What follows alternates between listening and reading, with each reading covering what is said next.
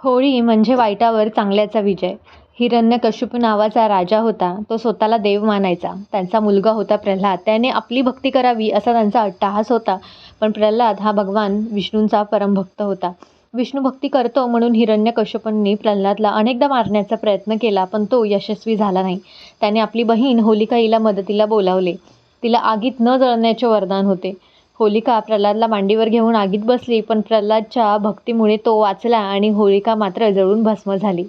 याने एकच गोष्ट सिद्ध होते की अहंकार आणि वाईट विचारांचा नेहमीच नाश होतो. भक्ती आणि सत्य हे कायम राहते.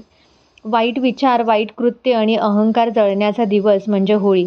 पण माणसांच्या मनातले वाईट विचार खरंच या होळीत जळतात का? इतरांचं वाईट व्हावं आणि माझं चांगलं व्हावं हा विचार कित्येक लोकांच्या मनात असतो. इतरांना जे काही मिळतंय ते मला का नाही मिळत म्हणून कित्येकांच्या मनात खंत असते.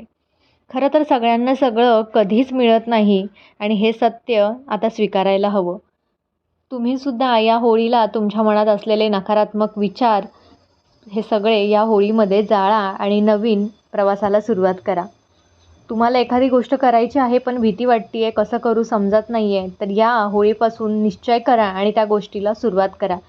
देवावरती परम विश्वास आणि श्रद्धा असली की तुम्हाला जे हवं आहे ते मिळतं, हा माझा अनुभव आहे.